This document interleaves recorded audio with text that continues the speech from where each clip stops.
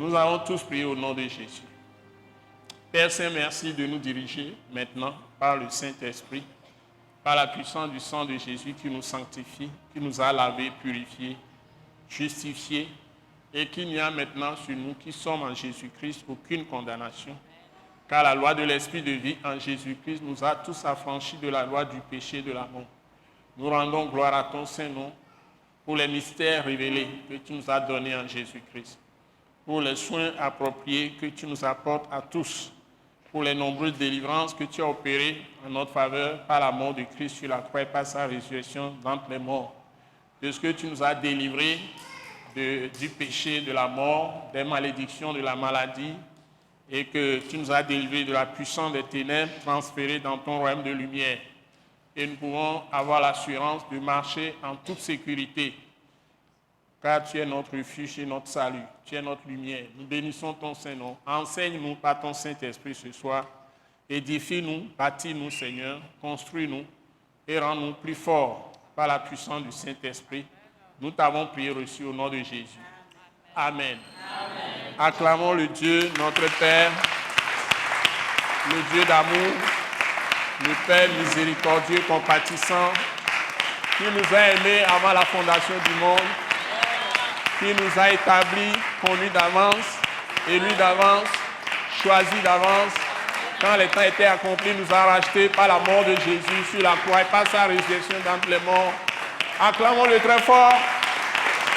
Notre Dieu Père, Dieu et Père de notre Seigneur Jésus-Christ, il est en nous quand nous avons cru en Jésus, il est avec nous et il prend soin de nous et il nous a lavés, purifiés, sanctifiés par le sang de Jésus.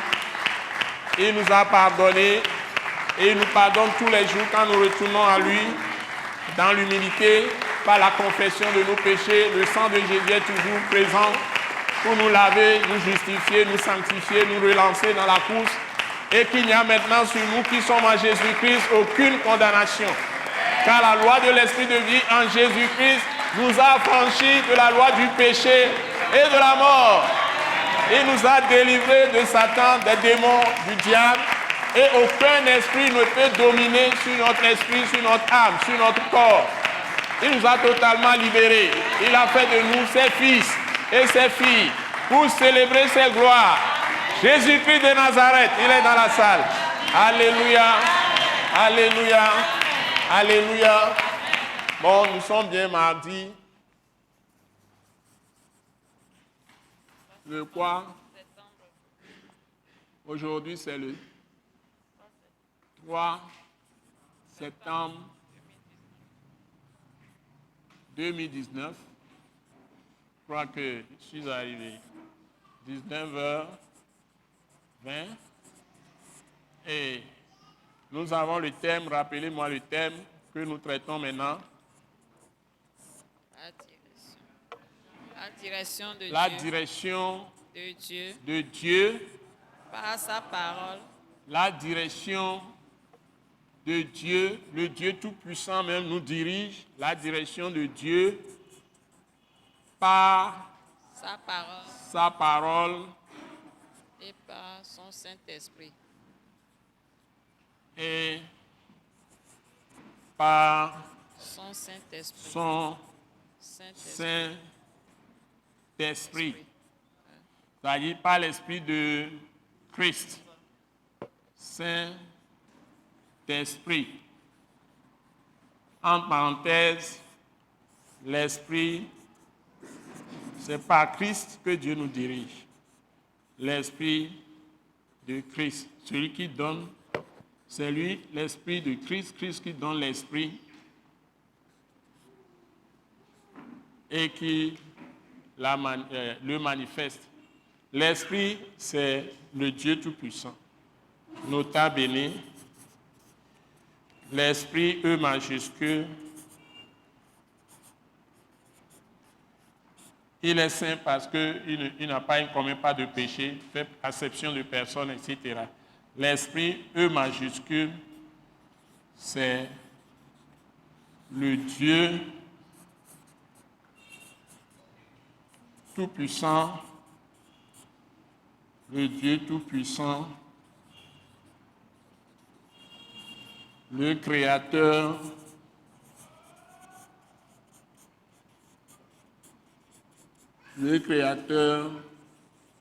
de toutes choses,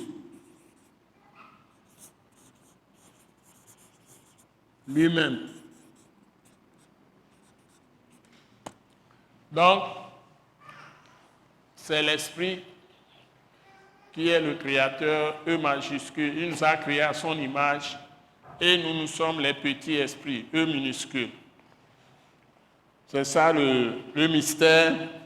Parfois, ça sème la confusion dans nos intelligences humaines.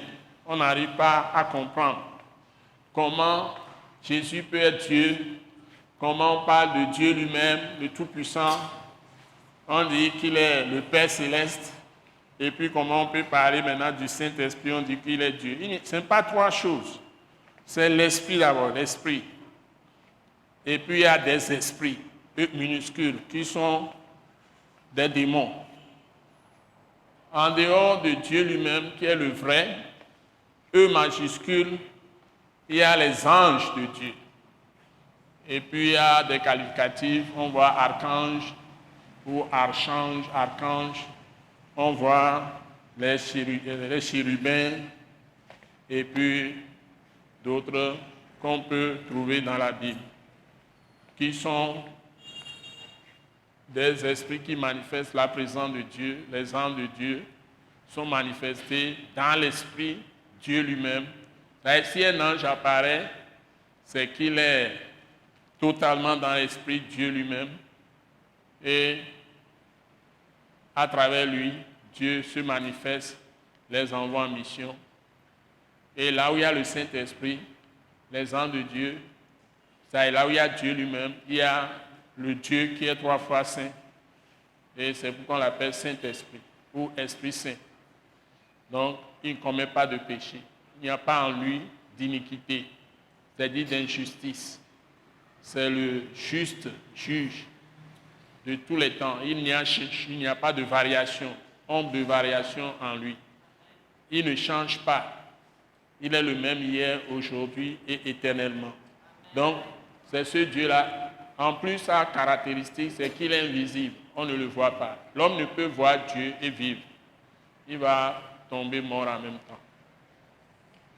Donc, s'il veut se manifester, il essaie de se manifester à travers des signes où il peut choisir de se manifester. Il apparaît comme un simple homme. Vous pouvez rencontrer Dieu en sortant au portail. Lui-même en personne peut paraître sous forme d'un homme simple. Les trois hommes qui sont venus à Abraham, si quelqu'un a le Saint-Esprit, peut discerner si c'est Dieu qui se manifeste à lui, peut le savoir dans son esprit. Parce que l'Esprit de Dieu en l'homme, dans le discernement à l'homme, de connaître la présence de Dieu. Et quand Abraham a vu les trois hommes, il y a l'un d'eux qui est Dieu lui-même, Yahvé lui-même, que le français traduit l'Éternel lui-même. L'Éternel, c'est un adjectif, c'est-à-dire Dieu est éternel, il n'a ni commencement ni fin. Mais le français a mis ça comme nom. Mais le nom même, c'est Yahvé. Qu'il a donné à Israël, c'est Yahvé. Maintenant, il prend différents attributs. Donc, il est le Dieu Tout-Puissant. Parfois, on l'appelle le Tout-Puissant. Le Dieu très haut. Parce qu'il y a des petits dieux qui sont manifestés par Satan sur la terre, le diable. Il a aussi des agents qui sont des anges de Dieu, des démons, des esprits impurs, toute une armée qui sont avec lui, qui manifestent le mal. Ces créatures invisibles-là sont des anges du mal. Les anges, généralement, on les appelle ces êtres invisibles qui font le mal. On les appelle des esprits impurs, des esprits mauvais ou des esprits méchants.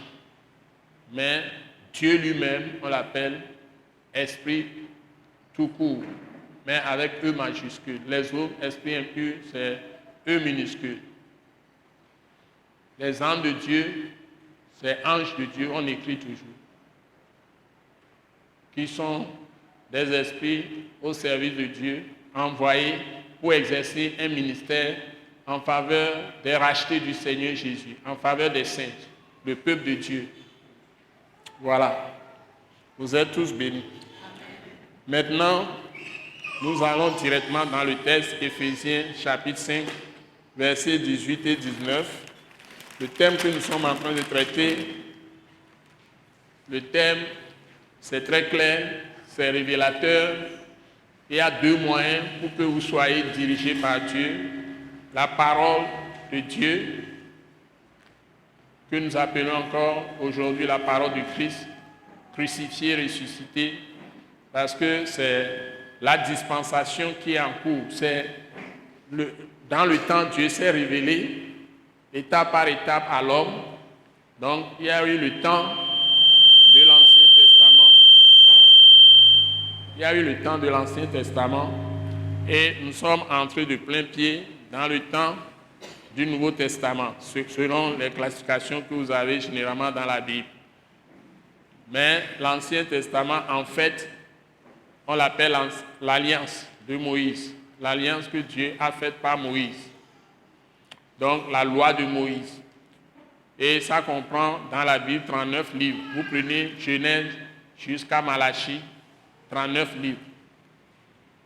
Il y a d'abord le livre de la création qui est Genèse, et puis les livres qui décrivent l'histoire d'Israël avec Dieu et comment Dieu s'est manifesté, s'est choisi un peuple échantillon à travers lequel il va venir physiquement dans le monde. C'est ça l'histoire d'Israël. C'est en quelque sorte un avant-goût de ce que Dieu allait faire avec tous les hommes de la terre qu'il a essayé de commencer avec Israël, duquel va tirer le Sauveur, qui est Christ Jésus. Donc Israël, c'est le nom que Dieu a donné à Jacob. Il a changé. Au départ, c'est Jacob. Donc, c'est la troisième génération après Abraham. Abraham, le premier que Dieu a choisi pour révéler les nouvelles choses qu'il allait faire. Donc, la descendance qui viendra à travers Abraham devait inaugurer quelque chose que Dieu appelle testament. Alors que tout ce que Dieu a fait d'Abraham jusqu'à Malachie, c'est le livre de Malachie, le dernier prophète de l'Ancien Testament, ça concerne un peuple choisi pour préparer ce qu'il veut faire réellement avec toute l'humanité. Donc quand on parle de testament maintenant, c'est un héritage. Dieu veut avoir un peuple propre à lui qui va s'acheter, il va racheter. C'est ça la rédemption, le rachat. Il va payer le prix de son péché. Lui-même, le juge, il va se substituer aux coupables que nous sommes, les pécheurs, et subir à notre place son jugement concernant le péché que Satan introduit dans le monde. Il va le subir. Et à partir de ce moment, il détrône le diable qui a pris la place de l'homme qu'il a créé pour régner sur la création. Quand Satan, par ruse, par méchanceté, a introduit le péché dans l'homme, il a fait tomber l'homme de sa position de roi que Dieu a établi sur la terre pour gérer la création à travers lui, Dieu. Donc il est en l'homme pour gérer, il veut être en l'homme pour gérer la création, toute la création. Et il a établi l'homme comme son gérant. Mais l'esprit ennemi de Dieu, l'esprit adversaire de Dieu, qui est aussi ennemi des créatures à l'image de Dieu que nous sommes, qui est aussi adversaire de la créature à l'image de Dieu et semblable à Dieu que nous sommes, que Dieu a créé, il est à la fois ennemi de Dieu et notre ennemi, et aussi adversaire de Dieu et notre adversaire. Il est venu par ruse, par méchanceté, par mensonge, par séduction, corruption d'intelligence, et il le fait tous les jours contre l'homme pour l'entraîner dans l'enfer. Il est venu détrôner l'homme, il a pris sa place. Et il s'est substitué même à Dieu sur la terre pour pousser les hommes à l'adorer au lieu d'adorer Dieu. Donc, c'est ce combat-là. Il y a eu ça dans le ciel et Satan est descendu sur la terre. Il continue à persécuter tout ce que, ou bien à vouloir détruire tout ce que Dieu a fait de bon. Et c'est dans ce combat-là que nous sommes tous victimes. Un combat entre Dieu lui-même et une créature invisible qu'on appelle Satan. Jésus même, qui est Dieu, fait homme, qui est venu dans le monde, il a combattu, il a monté les gens contre lui jusqu'à ce qu'il soit crucifié, mais il est venu se substituer à nous. Sa mort, c'est pour nous libérer du péché, qui est l'arme la plus redoutable de Satan pour tenir l'homme esclave, pour tenir l'homme dans ses filets, pour tenir l'homme dans sa cage, dans sa prison. Donc, si Dieu arrive à libérer l'homme du péché, ce qu'il a fait, si vous croyez en Jésus, vous êtes libéré du péché, Satan retombe sous vos pieds, ça y est, vous régnez sur toute la création. Lui aussi, il est une créature, les créatures invisibles comme visibles, parce que Dieu est en vous maintenant et vous avez l'autorité sur toutes ces puissances. Si vous ne le faites pas, si vous passez par d'autres pour chercher la puissance de Dieu, et vous courez, vous allez dans tous les lieux. On dit, il y a un homme qui apparaît, qui commence à dire, venez tous. Par exemple, la personne se situe à Tablibo, la ville de Tablibo, et dit, venez tous à Tablibo, Dieu est ici. Ou bien, quittez Lomé, venez tous à Godrafort, Dieu est ici. Et tout le monde court là-bas. Au lieu de chercher Dieu, même si vous êtes dans un coin de Vacosito, vous ne cherchez pas votre Dieu, Dieu est partout, là-bas. Et vous n'entrez pas en relation avec ce Dieu. Et vous ne priez pas pour traiter directement avec ce Dieu, par sa parole, vous perdez votre temps. Satan aussi fait les miracles. Donc ce ne sont pas les miracles, les choses que nous gagnons dans le monde qui déterminent la présence de Dieu. Il faut vous détromper. Et ne suivez pas les gens qui font beaucoup de publicité pour ce que vous pouvez voir en même temps et croire. Ce soir, j'ai encore lu l'histoire de Thomas. Quand Jésus a été mis à mort, il avait dit qu'il sera mis à mort pour nos péchés. Mais il va ressusciter. Quand il a dit ça aux apôtres, aux disciples qui le suivaient, les premiers, ils n'ont rien compris. Ils n'ont pas compris que Dieu peut mourir pour l'homme et ressusciter. Quand ça s'est produit, ils n'ont rien compris. Mais,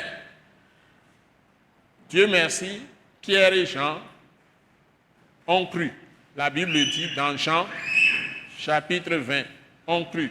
Quand ils ont été au tombeau, ils ont été voir le tombeau vide. Ils se sont souvenus que Jésus leur répétait ça. Et la Bible dit, ils ont cru. D'abord, c'est Jean. La Bible dit, il a cru. Il a vu et il a cru. Après, c'est Pierre, l'apôtre Pierre. Il a vu, il a cru. Maintenant, ils étaient désemparés. C'est comme ils n'ont plus d'espérance. Ils se sont enfermés, cachés. Et ils priaient. Jésus même leur avait dit ça. Quand les femmes qui étaient au tombeau sont venues les informer, ils ont couru au tombeau, ils ont vu, ils ont cru. Ils sont revenus, ils se sont mis à prier, continué à prier. Et voilà Jésus même qui apparaît au milieu d'eux. Ils ont fermé toutes les portes, toutes les fenêtres. Et le Maître apparaît. Le Seigneur Jésus-Christ, le Sauveur, le Rédempteur apparaît au milieu d'eux. Il n'est pas passé par une porte ouverte. Il n'a pas tapé à la porte, on vient lui ouvrir. Il a apparu au milieu d'eux. Et lui-même a commencé à leur montrer ses plaies. Il leur montre là où on a mis les clous, dans les deux mains, les pieds. Et là où on a enfoncé la lance, le trou, il leur montre tout ça. Mais Thomas, l'apôtre Thomas n'était pas là. Et quand Jésus s'entretient avec eux, il leur a demandé même s'ils ont quelque chose à manger. Il a mangé avec eux, je crois. Et puis, sans passer par porte ouverte, il s'en alla encore, disparu du milieu d'eux. Et quand Thomas est arrivé après, les autres lui ont dit, nous avons vu le Seigneur. Thomas dit, si je ne vois pas la place des plaies, les clous, les plaies même, où on a mis les clous, tout ça, là on l'a percé avec lance, tout ça, je ne croirai pas. C'est comme si un fait anodin, c'est-à-dire un fait insignifiant. Vous voyez, écoutez-moi bien, Dieu est tout puissant. Il peut même apparaître sous forme d'oiseau. Il a fait autant d'Élie. Il est capable de tout. Il a fait autant de Jésus sous forme de colombe. Il est descendu. Donc je voudrais vous rappeler que Dieu peut parler même à travers un arbre et vous allez entendre sa voix. À travers un roc, vous allez entendre sa voix. Il peut parler à travers un buisson. Ça s'est passé. Tout ce que je dis là, ça s'est passé. Il peut parler à travers une ânesse, un animal. On entend la voix humaine. Comme je parle là, vous allez entendre clairement sa voix. Dieu peut parler à travers l'eau. Vous êtes au beau milieu de la mer et vous entendez sa voix à travers les eaux. Ou il peut parler à travers le vent. Dieu parle de toutes ces sortes de manières. Et il est vraiment réel. Tout ce que nous pensons, il le sait. Tout ce que nous sentons, il le sait. Toutes nos frustrations, nos sentiments, nos douleurs, il les sent avec nous. Alléluia. Amen. Quand Lazare était mort, Jésus a pleuré ou bien n'a pas pleuré? Avant de le ressusciter, oui ou non? Oui. Donc Dieu pleure aussi.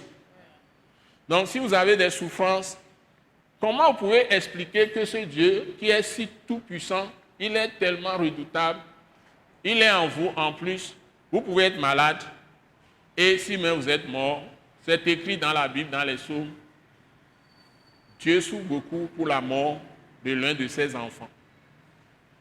C'est une peine pour lui. Mais pourquoi nous mourons alors, si nous sommes ses enfants? Donc si tu veux penser pourquoi, tu veux poser le problème, pourquoi, et les hommes essaient maintenant de répondre à toutes les questions. Est-ce que Dieu a répondu à toutes les questions? Non. Est-ce que réellement Dieu a tout révélé? Non. On dit les choses révélées, c'est pour les enfants de Dieu. Les choses non révélées, c'est pour Dieu lui-même. Donc si vous ne comprenez pas quelque chose, ce n'est pas un problème pour Dieu. Vous ne pouvez pas lui dire pourquoi tu fais ceci ou tu fais cela. Ça aussi, c'est écrit. Est-ce que quelqu'un a lu ça dans la Bible? Que tu ne peux pas dire à Dieu pourquoi tu fais cela, pourquoi tu fais ceci. Donc, la connaissance de Dieu, ce n'est pas être capable de tout expliquer, de répondre à toutes les questions, de faire des miracles, de faire des choses impressionnantes. La connaissance de Dieu amène à une profonde humilité. Amen. Alléluia. Ma obenyanya e dona me vana bobo nyinyi ganreme. Ame ko nyama nu kida o ba sene kon we o nya de pepe nto. No klo ma o do e won. No von la ma we won. Si tu suis Dieu et tu connais Dieu et tu apprends, quand tu arrives même à connaître plus que tout le monde, c'est en ce moment plutôt que toi tu vas avouer que je ne connais rien. Donc nous n'avons pas besoin d'entrer dans l'orgueil, de nous dire que nous sommes ceci, cela, être tellement gonflés que nous répondons aux gens comme si nous avons réponse à tout. On ne peut pas avoir la réponse à tout. Parce que Dieu n'avait même pas donné cette grâce, cette capacité au Seigneur Jésus-Christ quand il était dans la chair. On lui a posé certaines questions. Il dit non, c'est Dieu seul, le Père seul qui sait. Mais le Père, personne ne l'a jamais vu. C'est Jésus seul qui voit sa face. Dites Amen. Amen. Donc, si tu passes par Jésus, il dit, lui et le Père, ils sont un.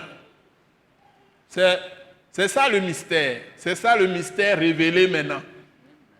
Donc, tout ce que tu dois faire le plus, c'est emmagasiner Jésus en toi. Et ça ira bien pour toi. Amen. Et Jésus, c'est la parole. Son nom, c'est la parole vivante de Dieu. Apocalypse chapitre 19. Donc, si tu négliges une petite parole de Dieu, tu es en train de rejeter Jésus de Nazareth. C'est-à-dire, tu n'es pas soumis à lui. Tu n'es pas pour lui un fils ou une fille et serviteur ou servante. Ça veut dire que tu es contre lui. Tu finis par être un antichrist, c'est-à-dire tu es contre lui. Quand tu négliges ses paroles, parce que c'est lui la parole. Donc ceci est très important. Donc, permettez-moi quand même de noter le premier test que je vais faire avec vous, Éphésiens chapitre 5, versets 18 à 19. Et je vais commencer à creuser des choses avec vous pour rassembler toute la Bible. Bon, Dieu fait tout par le Saint-Esprit. Nous l'avons vu, mais on le verra encore en détail. Donc, Éphésiens 5, 18, 19. On a commencé à lire. Lui-même a dit dans les textes que quand le Consolateur, le Saint-Esprit viendra, il nous conduira dans toute la vérité. Et ce n'est pas l'Esprit qui fait tout. C'est l'Esprit qui nous révèle la parole, Christ et Jésus. C'est l'Esprit qui nous révèle le Père Céleste, le Dieu Tout-Puissant. C'est l'Esprit qui nous révèle notre être en tant que des hommes et des femmes, créés à l'image de Dieu, à la ressemblance de Dieu. C'est l'Esprit qui fait tout. Donc nous allons lire Éphésiens 5, versets 18 et 19 pour commencer. Vous êtes prêts? Oui, apôtre. 1, 2, 3, go. Ne vous enivrez pas de vin, c'est de la débauche. Soyez au contraire remplis de l'esprit. Entretenez-vous par des psaumes, par des hymnes et par des cantiques spirituels, chantant et célébrant de tout votre cœur les louanges du Seigneur. Amen. Vous voyez, ce qui est important, c'est d'être rempli du Saint-Esprit.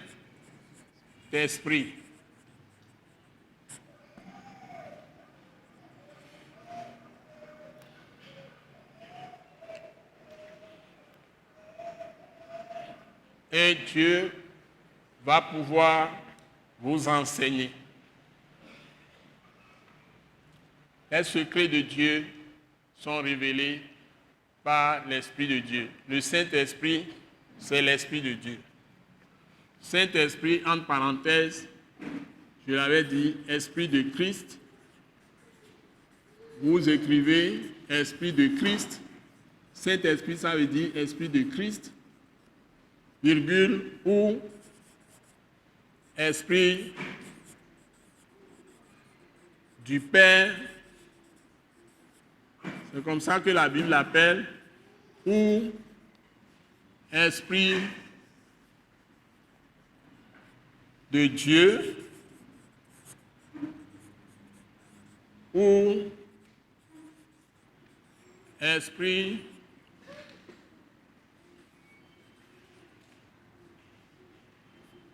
du très haut,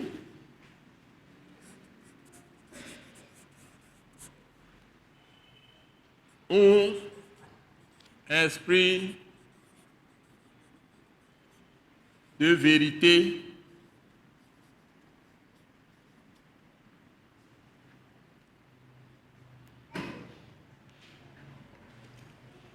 Esprit Saint, Esprit de Christ, Esprit du Père, Esprit de Dieu, mais aussi on l'appelle Esprit de Jésus, Esprit de Jésus.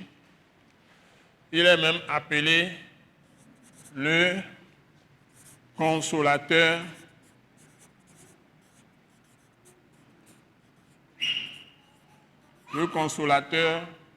ou le paraclet. Paraclet, c'est il est avocat. Il nous défend, en parenthèse, avocat. C'est lui qui nous défend. Ou esprit, toujours majuscule, hein? Esprit de lumière. Esprit de lumière.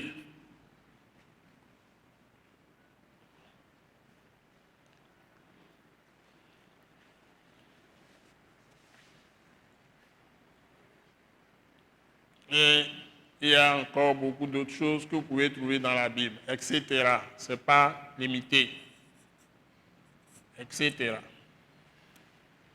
Je veux que vous essayez d'écrire ces choses pour que quand vous rencontrez les choses dans la Bible, vous soyez à l'aise. Donc, c'est le même esprit. On parle de le même esprit. Ou tout court même, tout simplement, je l'ai mis en haut, esprit tout court. J'ai déjà mis ça? Non? J'ai mis ça? Non. Donc, ou simplement, je mets simplement, ou simplement, deux points, esprit, avec E majuscule bien sûr. Esprit. On dit l'esprit. Quand vous trouvez ça, c'est ça, c'est capital. Bon, si je dois vous donner une bonne référence, j'ai lu deux chapitres de Jean, aujourd'hui, ce soir même, qui nous situent bien. Je vais vous donner ça comme devoir de maison. Jean,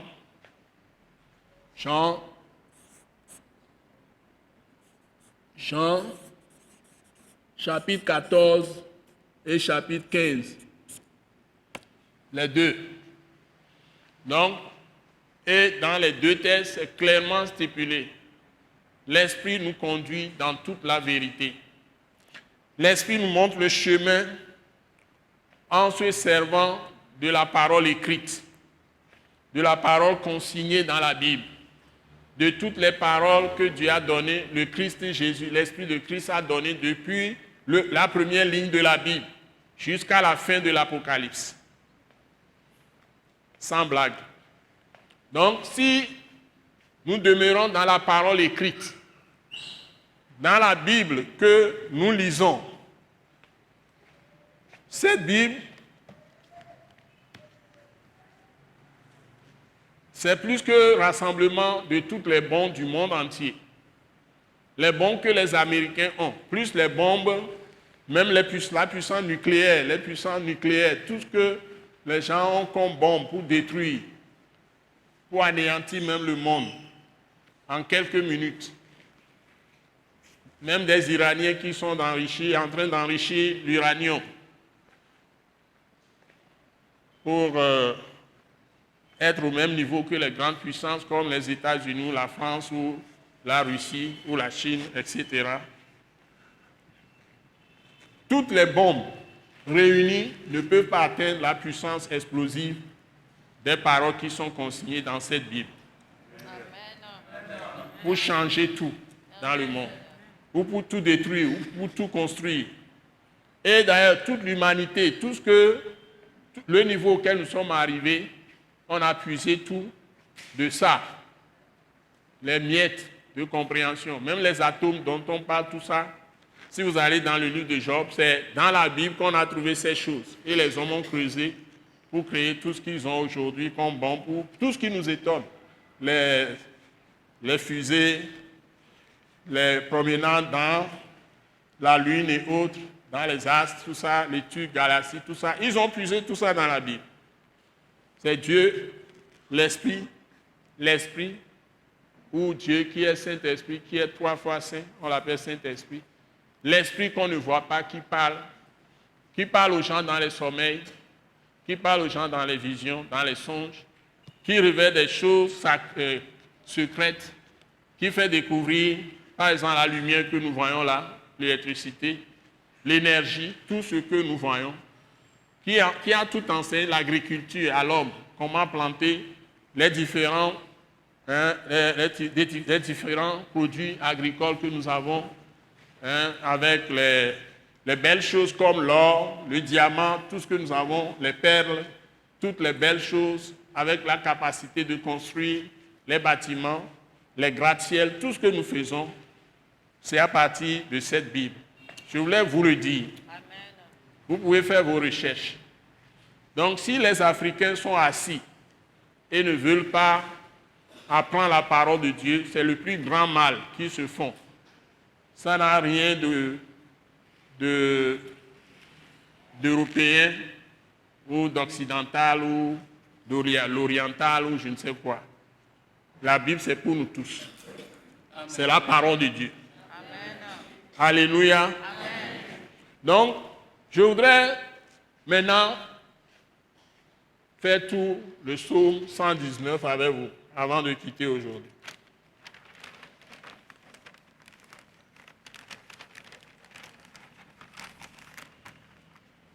Maintenant, deux.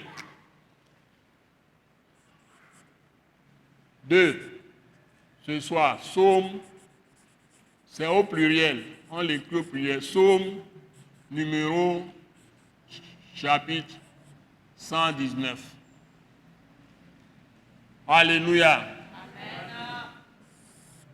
Verset 1 jusqu'au dernier verset, c'est combien?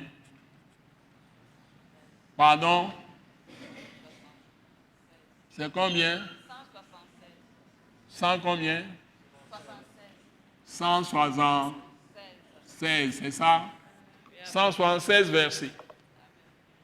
C'est en quelque sorte de grandes révélations comme un chant qui chante la parole, un chant de glorification de la parole, parce que la parole est Dieu.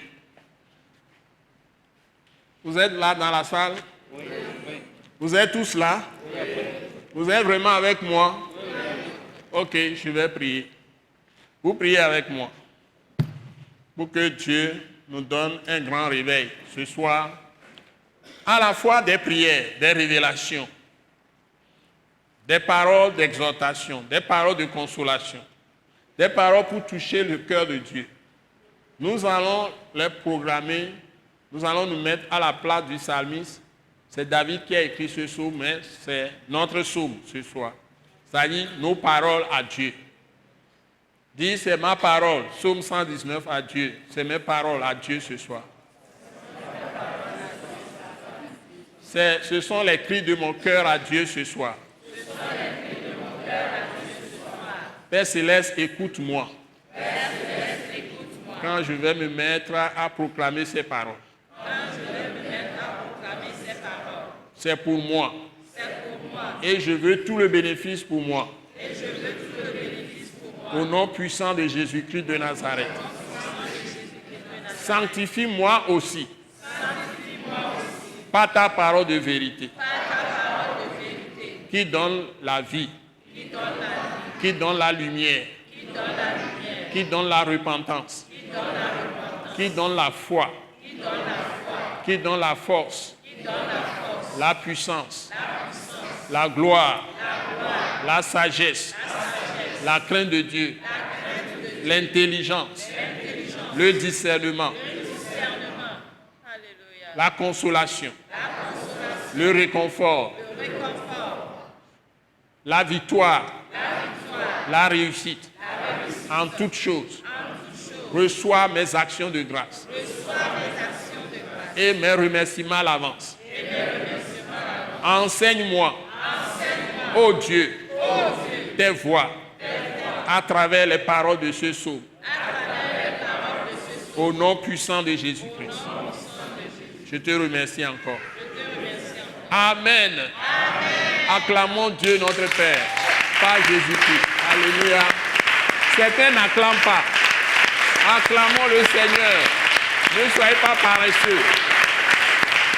Qui répande sa grâce, sa lumière sur nous tous et dans nos cœurs, qui nous donne sa miséricorde ce soir, et par sa parole qui nous purifie et qui nous sanctifie, qui nous donne d'être totalement libérés de tout lien. Quand nous allons élever nos voix pour proclamer ces paroles, au nom puissant, glorieux de notre Seigneur Jésus-Christ. Amen.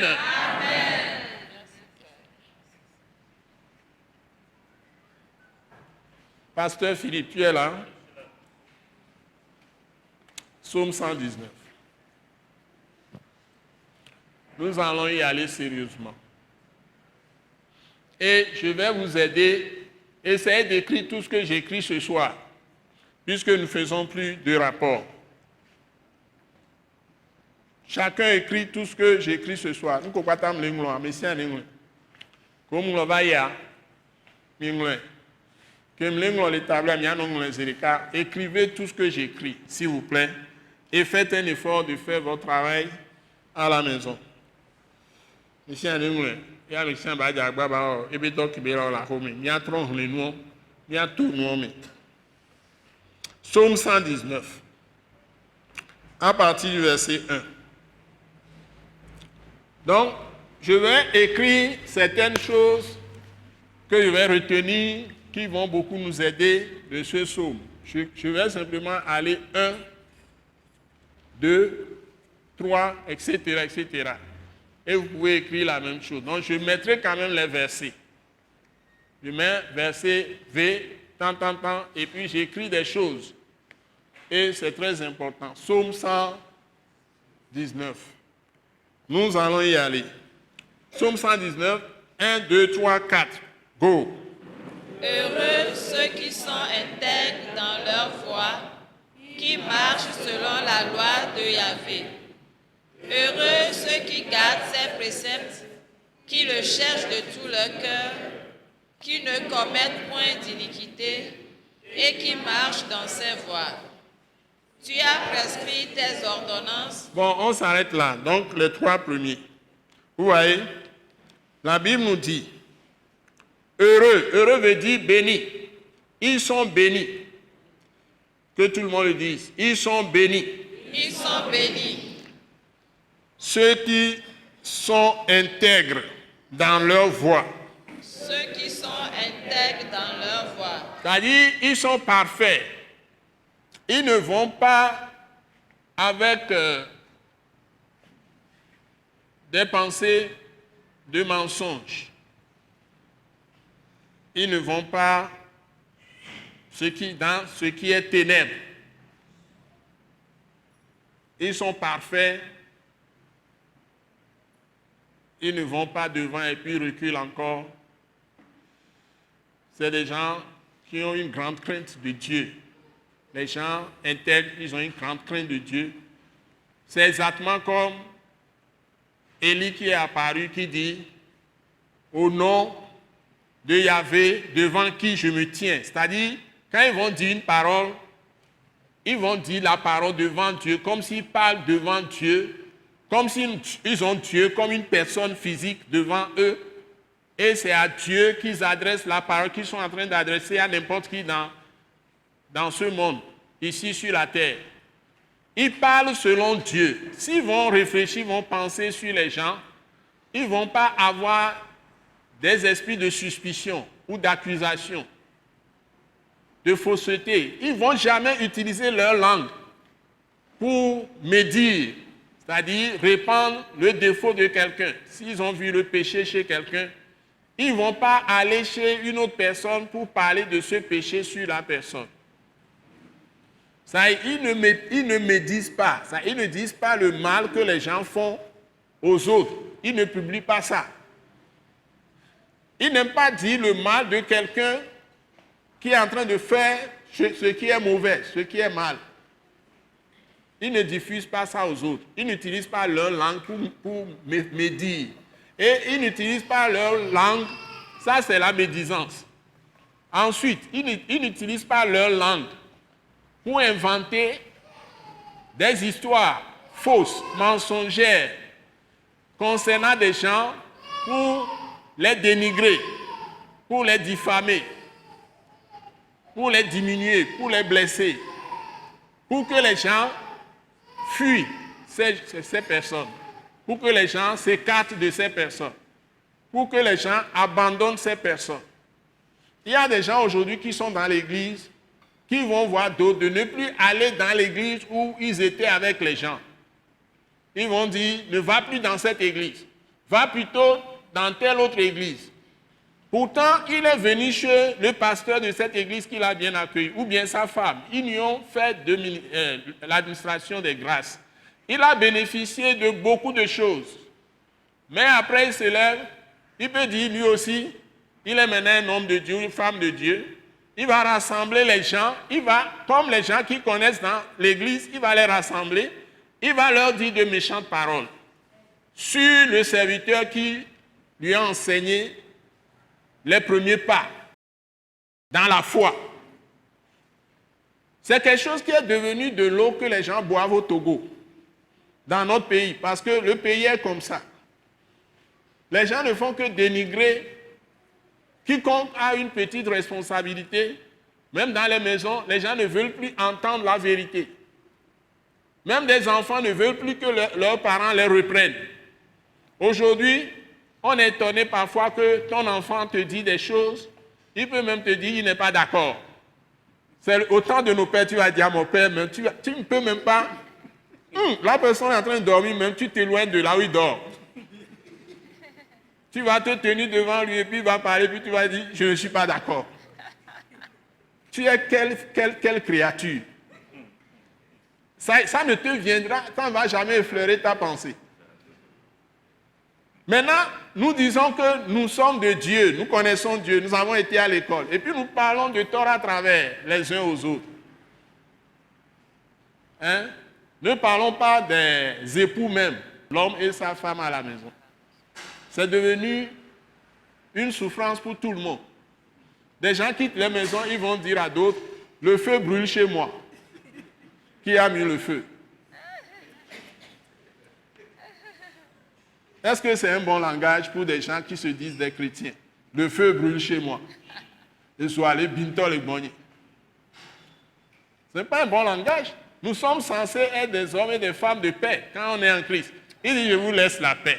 Je ne vous la donne, je vous donne la paix. Je ne vous la donne pas comme le monde donne. C'est une profonde paix que nous devons avoir. Amen. Alléluia. Amen. Et quand nous sommes dans nos maisons, quand quelqu'un vient, j'ai un ami, il m'invite à venir passer des congés à Paris. Je ne dis rien. Un jour, je l'ai appelé parce qu'entre-temps, lui-même est venu en vacances. Il est venu rester chez moi quelques 2 jours, 3 jours, ou je ne sais pas, je ne sais plus, une semaine, avec sa femme et ses enfants. Ou bien il avait amené juste sa femme et leur fille. Et le docteur me dit au téléphone, « Et Joseph, maintenant je comprends ta situation, que tu ne veux pas quitter Lomé pour venir à Paris parce que tu es très bien là-bas.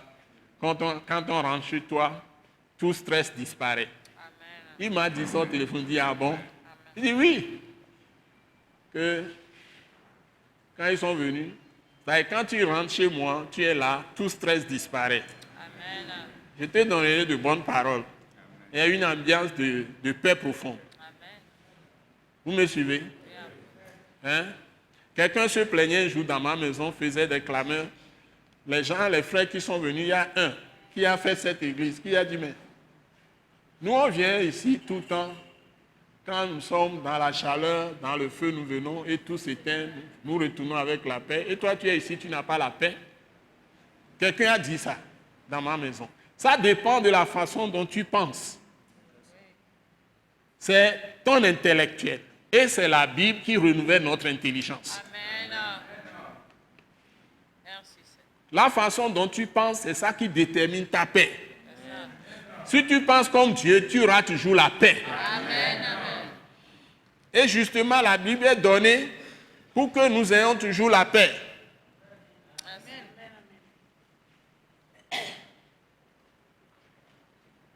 Donc, ceux qui sont intègres, c'est des gens qui sont des hommes de paix. Amen. S'il y a un problème, il ne regarde pas aux autres pour chercher celui qui doit être accusé, quoi. L'auteur. Ils réexaminent leur propre vie. Amen. Ce qui m'est arrivé dans ma vie, c'est que quand j'ai de grandes difficultés, ayant connu Dieu et ayant lu énormément la Bible, la parole, quand j'étais très jeune, première année, je bossais tellement la parole. Et quand j'ai découvert qui est Dieu, s'il y a quelques difficultés dans ma vie, Dieu m'a inspiré un sentiment qui me vient toujours dans le cœur. Et j'ai commencé à le dire, même je le dis toujours, je suis là et puis je prononce ça. Je dis toujours, Dieu est juste. Ça y est, quand quelque chose ne va pas, je commence à prier très fort pour que Dieu me montre si je suis dans la bonne voie ou dans une mauvaise voie. Parce qu'il est toujours juste, il fait toujours le bien pour ses enfants. Dieu n'est pas tenté par le mal. Il ne te fera jamais mal. Si quelque chose ne va pas, peut-être que tu prêtes le flanc à Satan. Tu prêtes le flanc plutôt. Ça y est, tu t'exposes. Ça peut être une mauvaise compagnie. Ça peut être quelqu'un qui ne t'aime pas, mais tu t'accroches à la personne. Ça peut être un péché dans lequel tu te retrouves sans le savoir. Et tu dois t'humilier en ce moment. Et souvent, Dieu vient à mon secours. Et je peux découvrir des choses que je ne savais pas avant de dire ces paroles. Dès que je commence à prier, demander pardon à Dieu pour quelque chose que je ne connais pas, peut-être que j'ai fait. Et je prie très fort pour me délivrer, comme David le fait, tout ça. Et après, les problèmes finissent. Et je constate qu'il vient toujours à mon secours. Donc, il ne faut pas accuser Dieu ou dire que Dieu t'a abandonné quand tu traverses les moments difficiles. C'est le plus grand mensonge du diable pour nous abattre. Ça, tu dis que tu as quelque chose à faire. Donc, n'abandonne jamais la partie. Et dans les pires moments, Israël a traversé les pires moments et des gens ont donné des paroles. Ils ont dit, nous avons péché, nous avons fait ceci, Dieu nous envoie les jugements. Mais des gens se lèvent et disent, mais il y a encore de l'espérance pour Israël. Amen. Ça dit que Dieu ne retire jamais les dons, c'est-à-dire la grâce qu'il accorde à quelqu'un. La grâce est un don immérité. Si Dieu t'a donné un don, il ne va jamais te le retirer. Amen. Les dons de Dieu sont irrévocables. Je l'ai lu dans la Bible. Qui a lu ça? Les dons de Dieu sont irrévocables. Donc si Dieu t'a fait grâce et t'a donné Christ, il t'a sauvé et tu es en Christ, sois sûr, Dieu est juste. Il ne va jamais plus reculer. Si tu tombes dans le péché, retourne à lui, demande-lui pardon.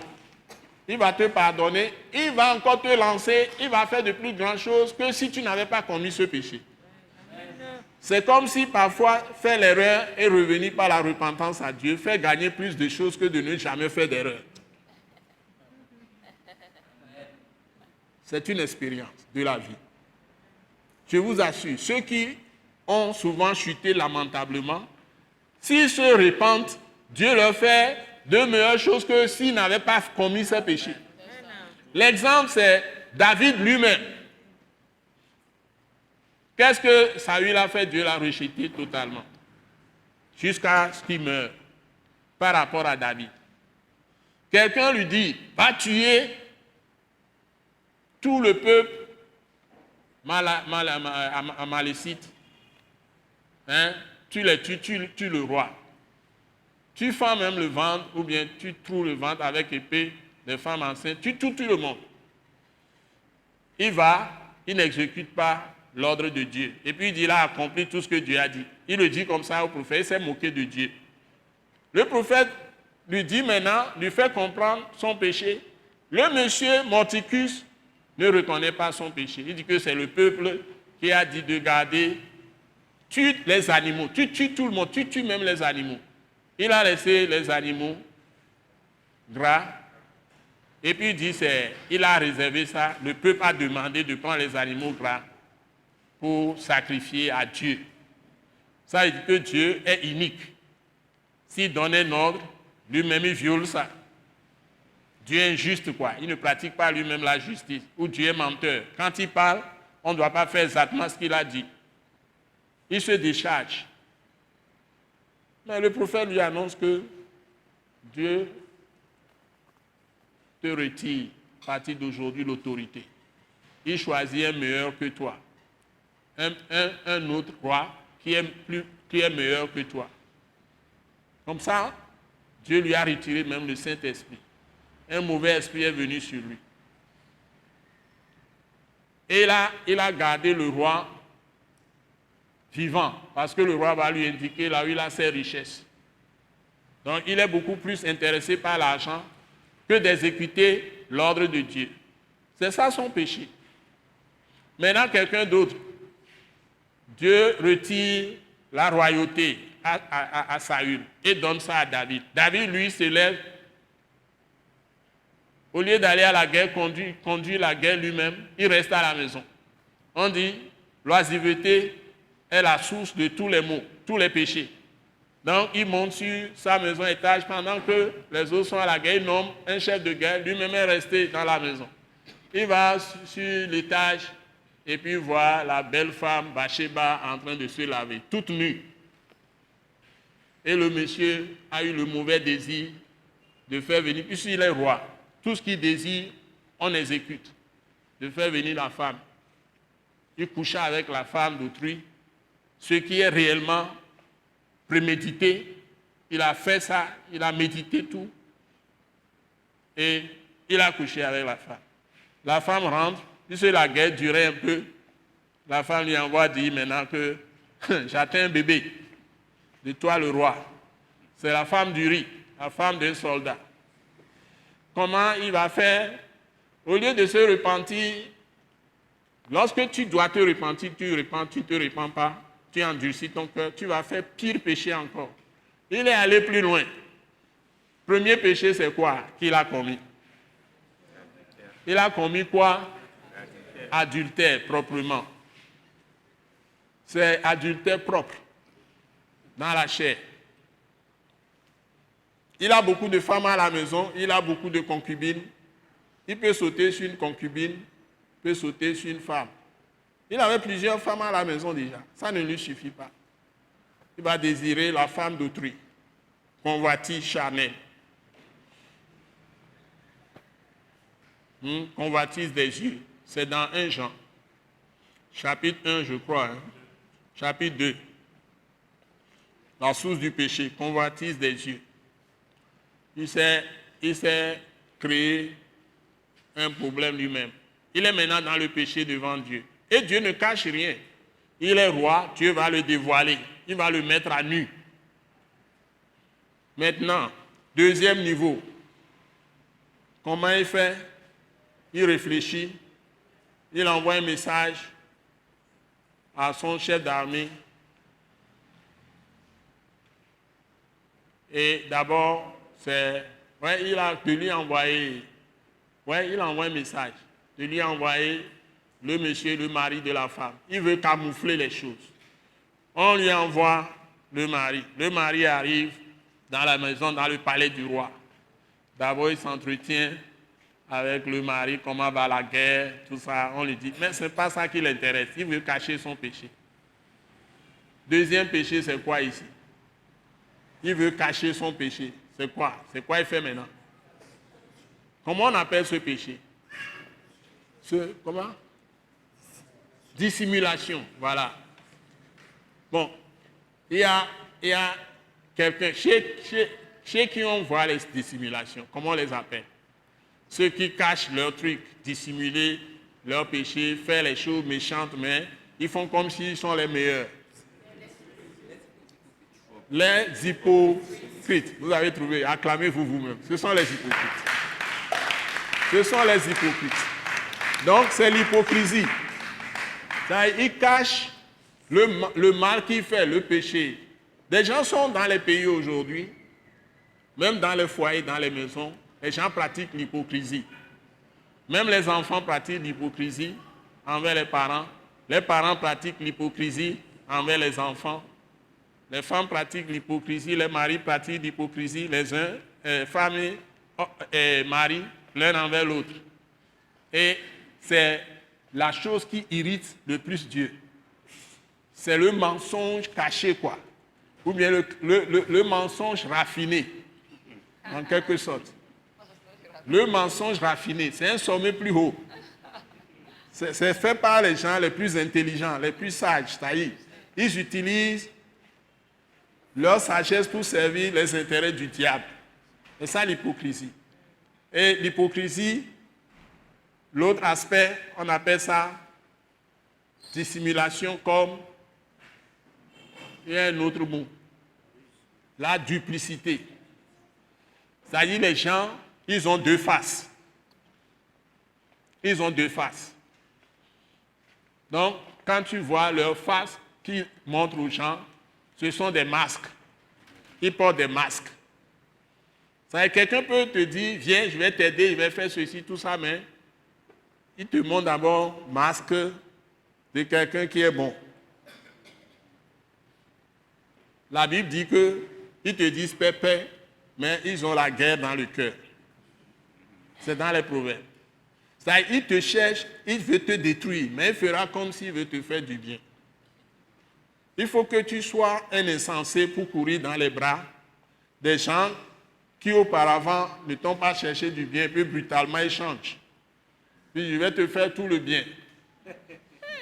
Moi, je ne marche jamais dans les pièges là.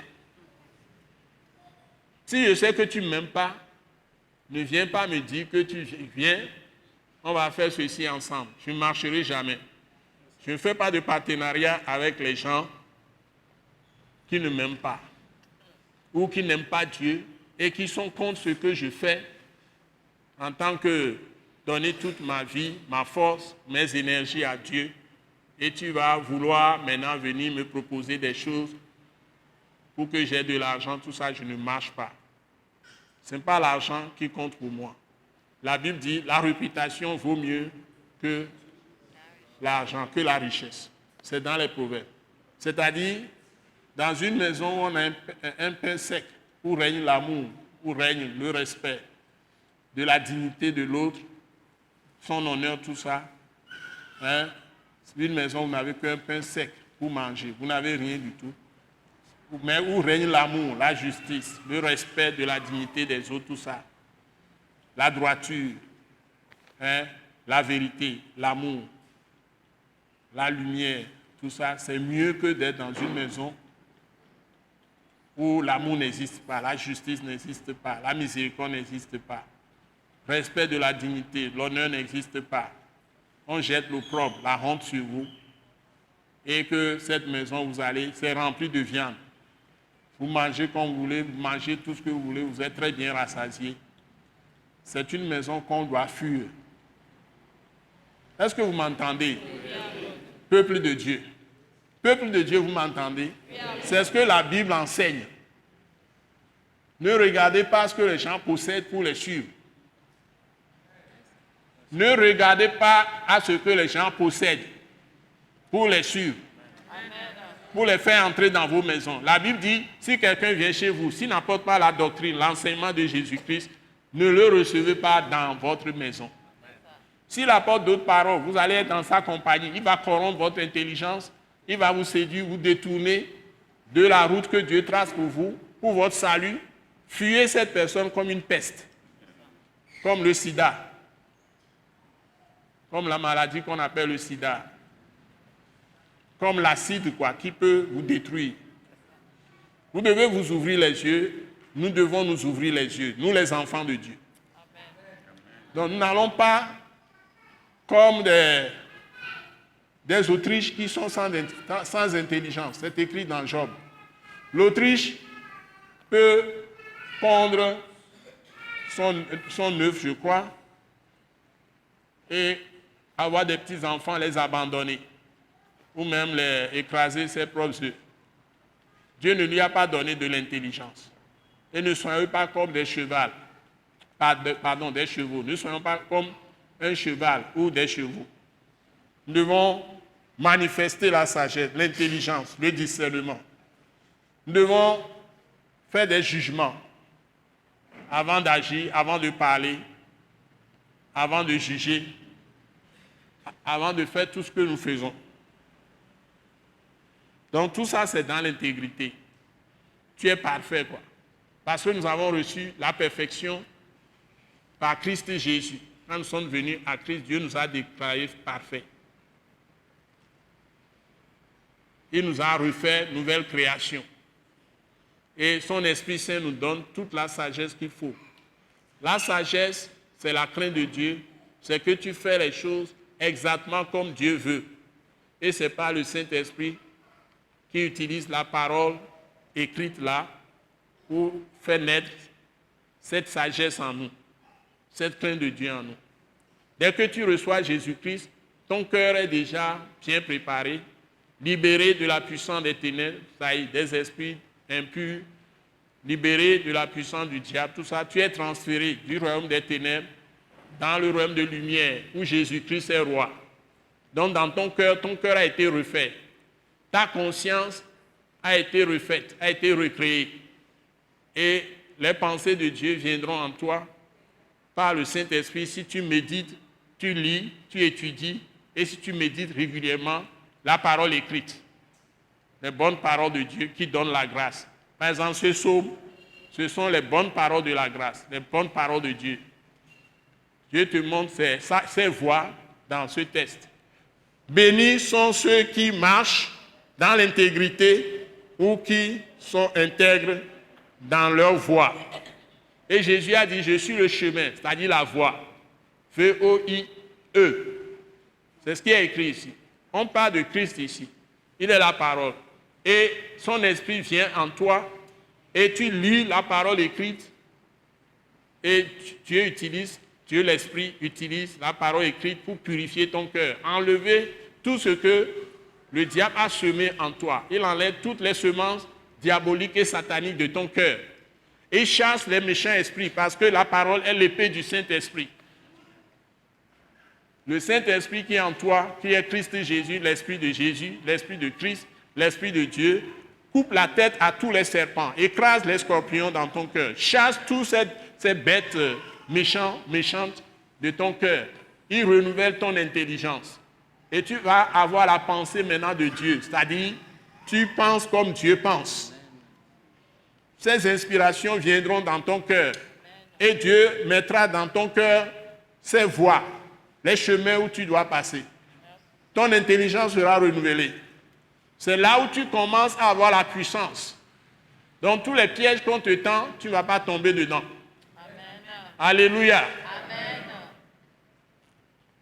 Et il continue, dit, qui marche selon la loi de Yahvé. Vous voyez, ici, Jésus dit, je suis le chemin. D'abord, c'est ça la voie. Nous l'avons vu en haut. Donc, il continue, Jean 14, verset 6. La vérité. Et on te dit ici, selon la loi de Dieu. La vérité là-bas, c'est ce que Jésus dit, je suis la vérité. Je suis la loi. Maintenant, Jésus est notre loi. Et Jésus, la Bible dit, Jésus est l'amour de Dieu manifesté. Il est la grâce de Dieu manifestée. Là, vous allez directement dans Tite, le livre de Tite, chapitre 2. La grâce de Dieu a été manifestée. C'est Christ Jésus. Donc la loi de Dieu maintenant est dans notre cœur. Ça, si tu reçois Jésus, toute la loi de Dieu est écrite dans ton cœur. Amen. Dieu te montrera le chemin à suivre. Amen. Alléluia. Amen. Christ dans l'esprit. Maintenant, quand tu le lis pas dans l'écrit, les deux matchent et tu as la toute-puissance de Dieu qui commence à bouger en toi. Amen. À agir dans ton corps physique. Alléluia. Amen. Ça vient dans ta conscience, dans ton esprit humain. Et ça entre dans ton âme.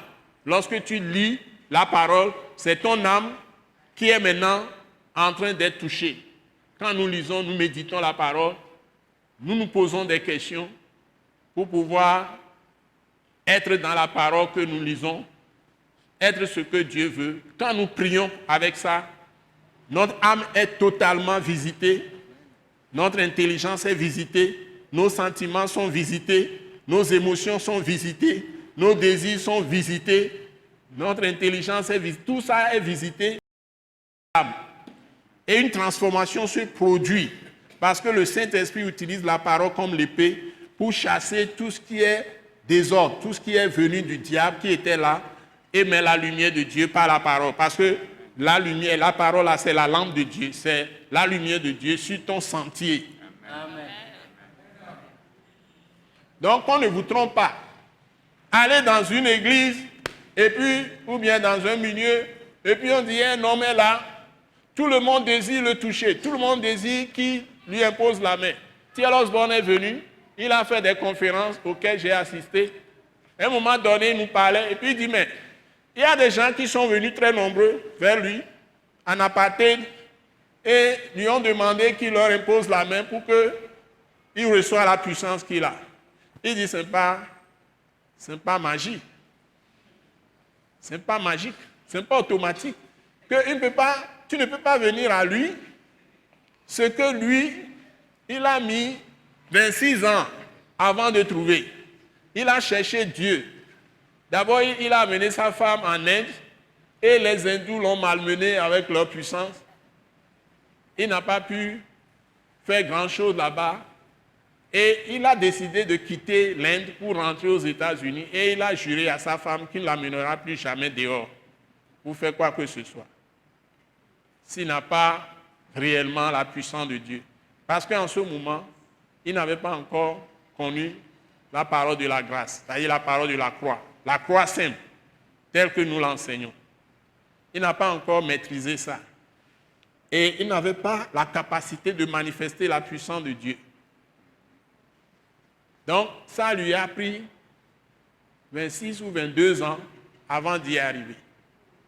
Comment lui, maintenant, automatiquement, il va t'imposer la main et puis tu reçois ça automatiquement? Non, c'est un apprentissage. Tu dois travailler à ton salut avec crainte et tremblement. Parce que tout est assujetti à Jésus. Tout est soumis à Dieu. Il n'y a pas d'arbre qui peut résister d'écouter Jésus. Même ce pilier, si Jésus vient maintenant et parle à ce pilier, le pilier là va l'écouter. Parce que c'est lui qui a créé les matériaux qu'on a utilisés pour faire ce pilier. S'il dit, pilier, casse-toi et que le bâtiment s'écoule, il dit, pilier, il dit, les piliers là, cassez-vous et que le bâtiment là s'écoule, vous allez voir les piliers vont faire clac, clac, clac, clac, clac, et puis tout va tomber. Mais quelqu'un se souvient de l'histoire de Samson. Vous voyez? Donc c'est ça la puissance. La puissance, c'est que Dieu est dans sa parole. Et il a tout créé avec sa parole. Donc quand il parle à n'importe quoi, Pierre, il va dire bien, Pierre, soulevez-vous toutes les pierres dans une région où il y a beaucoup de rochers, du rocher. Soulevez-vous, allez remplir tel ministère et détruisez tous les bâtiments là-bas. Vous allez voir, les pierres vont se soulever, vont survoler jusqu'à détruire le ministère totalement. Les pierres même en l'air vont venir frapper le bâtiment et anéantir tout le bâtiment. Si Dieu dit, sauterelles, soulevez-vous, allez remplir le pays Togo, oh, vous allez être le matin, vous sortez, vous voyez les sauterelles partout. Ils vont ronger toutes vos plantations. C'est comme ça que Dieu a détruit l'Égypte. Dieu n'a pas besoin des gens qui transportent les pierres pour venir faire quoi que ce soit. Dieu n'a pas besoin de ça, il n'a pas besoin de révolutionnaires. Si Dieu veut changer un gouvernement, il peut changer ça très rapidement. Il suffit qu'il parle et puis c'est fini. Alléluia. Il dit, c'est lui qui établit les rois, c'est lui qui les enlève. Il a écrit ça. Pourquoi vous allez vous révolter? Le monde est en train de faire des choses qui sont contre la parole de Dieu et récolte ses propres déraillements, ses propres égarements. C'est tout. Si les gens s'entretuent, même à Hong Kong, partout maintenant, c'est... Vous voyez Burkina, vous voyez Mali, vous voyez même Hong Kong, vous voyez Chine, vous voyez États-Unis. Les gens sortent tout le temps pour tirer. Ce que vous entendez sur toute la terre, c'est vraiment la désolation. Nous sommes à un temps d'obscurantisme terrible. Les gens n'ont plus le cœur en place. Même au Togo ici, les gens sont déjà là. Tous ceux qui font ces choses sont déjà là. Ils sont déjà ici. Mais c'est Dieu qui bloque les gens. Mais dès qu'il va laisser faire un peu, vous allez voir, Ce n'est pas nous-mêmes qui sommes nos protecteurs, c'est ce Dieu-là. Et il est dans toutes les nations. Il est dans ta chambre. Il est, même quand tu vas au WC, il est là-bas. C'est lui qui est le garant de ta sécurité. Il suffit qu'il parle d'en haut. C'est fini. Mais quelqu'un qui se lève, qui laisse ses paroles de côté, qui vient raconter qu'il y a sécurité pour vous, il y a espérance pour vous, mais ne vous dit pas de vous comporter selon ses paroles, il est un menteur, il n'est pas un envoyé de Dieu. Il est du diable. Parce que s'il ne vient pas vous dire que c'est ceux qui sont intègres qui sont bénis, ceux qui ne médisent pas de leur bouche, calomnient pas, ne cherchent pas à faire du mal aux autres, n'ont pas la haine pour les autres, mais qui veulent partager ce qu'ils ont. Qu'est-ce que ça coûte aux hommes de partager les richesses des pays? Dieu a donné suffisamment de richesses à toutes les nations, à tous les pays organisés, pour que tout le monde dans le pays mange, pour que tout le monde boive. Pourquoi d'autres vont avoir des milliards, d'autres n'ont même pas? On me dit la dernière fois, hier plutôt, on me dit dans une radio que j'ai entendue, Radio FM du Togo, qui dit qu'il y a un couple qui se sont querellés. L'homme n'a pas grand-chose. Et le matin là, l'homme n'a que 300 francs dans sa poche. Et la femme lui dit au moins donne les 300 francs. Elle va faire manger aux enfants. Quelque chose comme ça. C'est devenu querelle. Ils se sont battus jusqu'à ce qu'on transporte la femme à l'hôpital. La femme est morte. C'est ça notre Togo. 300 francs. Certains n'ont même pas 300 francs pour donner à leurs femmes pour faire à manger aux enfants qui sont affamés. À l'instant où la femme parlait à son mari. Et ils en sont venus aux mains, boxe. Peut-être avec, je ne sais pas avec quoi le mari a frappé sa femme. Jusqu'à ce que, quand j'ai entendu la chose hier, parfois quand j'entends ces choses, les larmes coulent de mes yeux. Maintenant même, si je ne fais pas attention, vous allez voir que les larmes vont commencer à couler de mes yeux. Je n'arrive pas à supporter ces choses. Qu'est-ce que ça coûte aux gens dans un pays d'organiser le pays pour que chacun trouve à manger?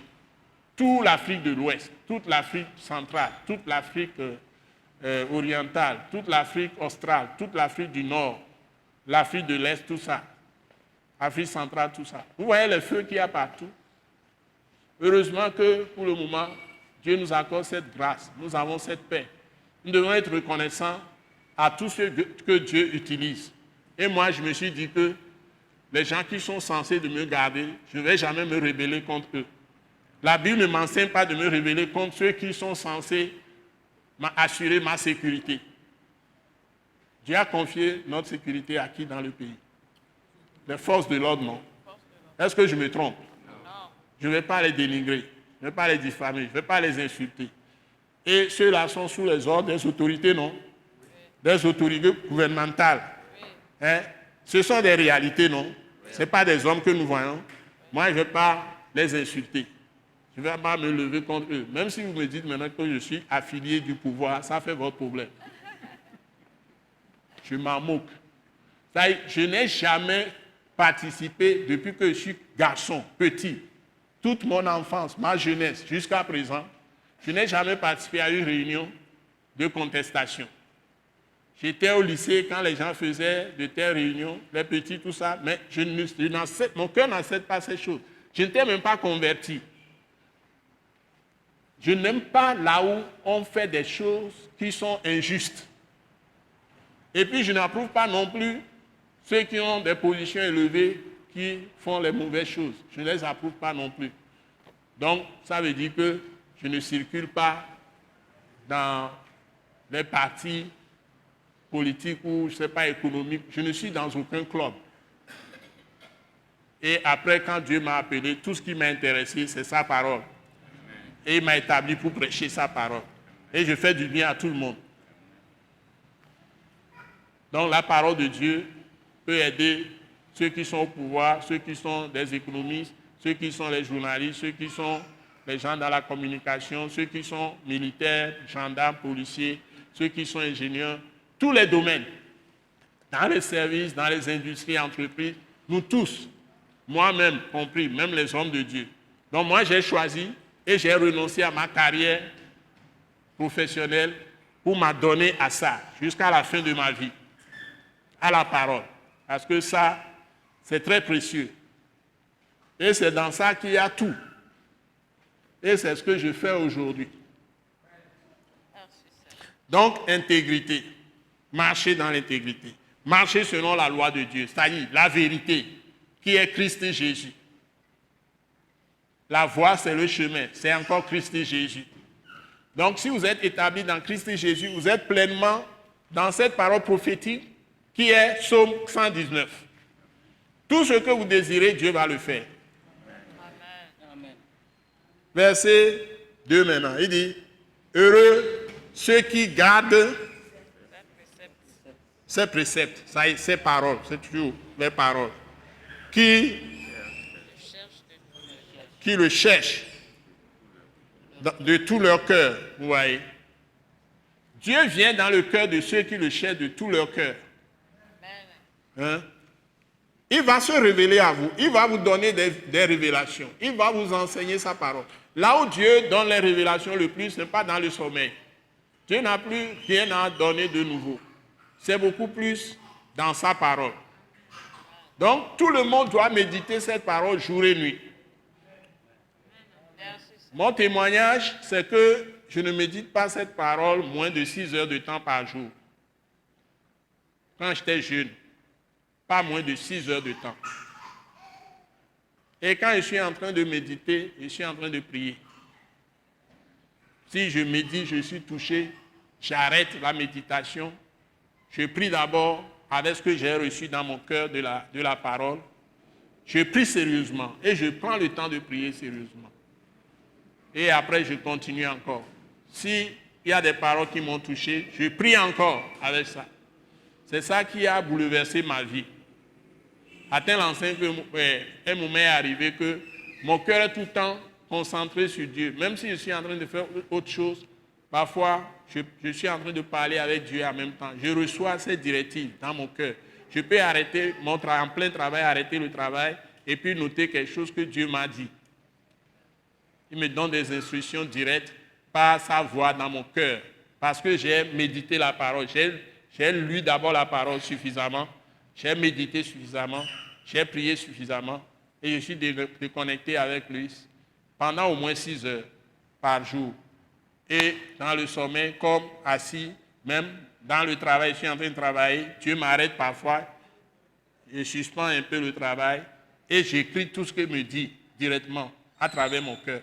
Et tout ça vient du fait que j'ai sa parole dans mon cœur. Donc, vous ne pouvez jamais recevoir les vraies paroles, la vérité de Dieu, que si vous êtes dans sa parole. Ce n'est pas dans les rêves. Les gens, ils prennent leurs rêves pour vérité d'évangile. C'est une erreur. Parce que Dieu ne parle pas parabole dans les rêves. Et si tu ne connais pas la parole, tu ne peux même pas avoir l'interprétation exacte de tes rêves. Les rêves, vous ne pouvez les comprendre, les déchiffrer, que si vous avez les énigmes qui sont les paroles que vous avez lues et que le Saint-Esprit vous a enseignées. Dites Amen. Amen. Je vous donne un secret. Amen. Ça, vous devez me remettre tous 10 000, tout de suite. Notez bien ça, vous avez bien fait votre collecte, votre offrande tout à l'heure. Donc, c'est-à-dire, la démarche pour être ami de Dieu, pour découvrir tout, c'est bien en allant dans la parole. Amen. Parole écrite. Amen. Parce que vous avez le Saint-Esprit déjà en vous quand vous avez accepté Jésus.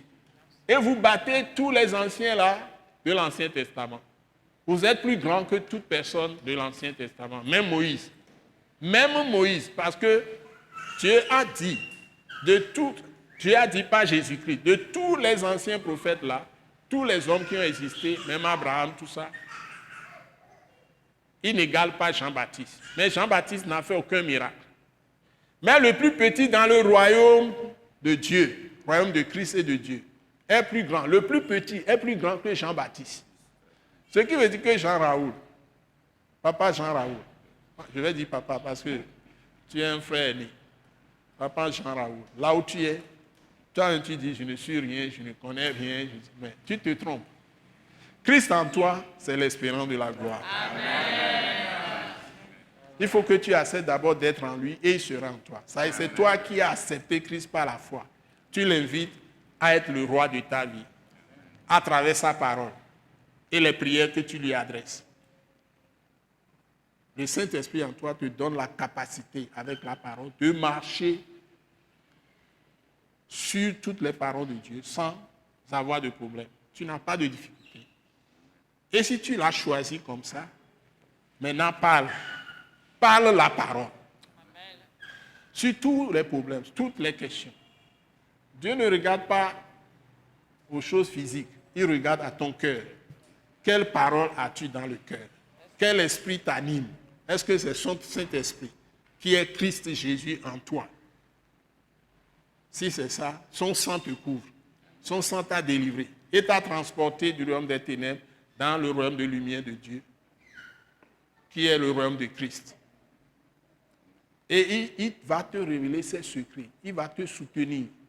Il n'y aura pas d'obscurité dans ta vie. Il n'y aura plus, parce qu'il t'a délivré de là. Amen. Tu ne peux plus retourner là-bas. Amen.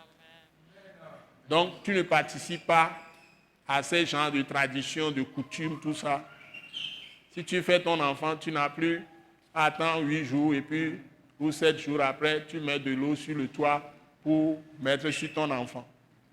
Tu poses la main sur l'enfant, tout ce que tu prononces, ça va se réaliser dans la vie de l'enfant. Amen. Toi, le père d'abord à la maison, après tu l'amènes à l'église, on présente l'enfant à Dieu, on prie sur lui. Tout ce qu'on dit sur l'enfant, ça va sur l'enfant. Amen. Et Dieu prend soin de cet enfant. Amen. Et tu l'éduques dans la foi. Un point, un trait. Amen. Et quand l'enfant grandira, il ne s'en détournera pas. Amen. Proverbe 22, 6. Et Dieu est fidèle. C'est toujours avec sa parole. Tout ce que vous faites avec la parole, ça imprègne vos enfants. Automatiquement. Ça prépare vos postérités qui vont marcher dans la gloire. Parce que vous avez eu la crainte de Dieu. Parce que Dieu est fidèle. Merci Seigneur Jésus. Alléluia. Amen. J'ai traité l'intégrité. J'ai traité la voix de Dieu, toujours par rapport à Christ. Maintenant, je viens de traiter, il garde ses préceptes, c'est toujours les lois de Dieu, les paroles de Dieu. Là, j'ai parlé de paroles de Dieu. Et il dit qu'il le cherche de tout leur cœur. Ça y est, la disposition du cœur. Ça fait 4, vous voyez. C'est le cœur qui doit être le plus soigné. C'est-à-dire ta conscience, ton intelligence. C'est là où la puissance de Dieu se déploie. L'intelligence, c'est là où tu fabriques tes idées. Mais il faut aller dans la parole. Par exemple, si tu as une question, cherche la réponse dans la parole. Si tu ne trouves pas, fais-moi le plaisir, appelle-moi. Je vais te donner un passage. Avec plaisir. Si je ne donne pas en même temps, je vais te dire de me donner le temps, je vais faire les recherches et te rappeler. Je ne refuse jamais d'aider les gens dans ce sens. Puisque les gens m'appellent maintenant de partout. Par exemple, les gens suivent mes messages sur radio, Albaka, Sokodé, Bonne Nouvelle, c'est Bonne Nouvelle on appelle ça. Radio Missionnaire à Kara, surtout les gens de Kara. Il y a beaucoup qui m'appellent. Et ils sont très, très réjouis de découvrir qu'on met la parole de la grâce à leur portée. Ce n'est plus le légalisme. Et les gens appellent et posent des questions. Les gens me demandent même de leur envoyer des choses, tout ça. Bon, j'essaie de faire ce que je peux pour eux. Il y a même un homme qui, au départ, il dit, il ne réussit rien dans la vie. Il dit, mais je vais t'aider, tu vas tout réussir. Il dit, quelqu'un même, il a un parent qui l'a maudit. Il dit, la malédiction sans cause n'a pas d'effet sur l'homme. Quelqu'un te maudit, si tu es en Christ, s'il continue à vouloir te maudire, la malédiction va lui retourner. Tu n'as même pas besoin de prier ceux qui prient dangerous prayer. Je ne fais pas de dangerous prayer. Moi, je lis la Bible, j'emmagasine la parole dans mon cœur. Donc, si tu montres des choses contre moi, toutes les paroles que j'ai emmagasinées dans mon cœur, Dieu va les utiliser contre toi. Amen. Vous comprenez? Amen. Dieu me dit, celui qui creuse une fosse pour que je tombe dedans, va tomber dans sa propre fosse. Je n'ai pas besoin de connaître tous ceux qui me creusent des fosses et me tendent des pièges. Mais si j'emmagasine cette parole dans mon cœur et que je n'ai peur de personne qui peut me créer problème et je ne soupçonne personne de me faire du mal et je suis à l'aise en moi-même, même si je vois que quelqu'un est en train de faire des ruses, des machinations de ruses avec moi, je n'ai pas de soupçon sur la personne. Je n'ai pas de pensée qui peut me faire quelque chose. Moi, je dis, j'ai été transporté du royaume des ténèbres et mis dans le royaume de lumière de Dieu. Donc, je suis en sécurité. Amen. Et là où je suis, je dis toute ma maison, ma postérité et tous ceux qui sont sous mon onction, ça y est, tous mes bien-aimés, vous les frères et sœurs, tous ceux qui viennent à l'école Waisachif, même ceux qui me suivent à la télé ou les émissions que j'ai promis, même maintenant j'utilise les jeunes pour faire. Tous ceux qui suivent ça, tout ce que j'emmagasine comme parole dans mon cœur va travailler pour eux. Amen. Donc, j'ai déjà remis tout ça entre les mains de Dieu. Donc, je ne peux pas connaître tous ceux qui vous tendent des pièges. Mais si vous tendent des pièges, moi, j'ai déjà prié qu'ils tombent dans leur propre fosse, dans leur propre piège. Donc, la parole que tu mets dans ton cœur, c'est ça la puissance que tu as. C'est-à-dire ce que tu crois.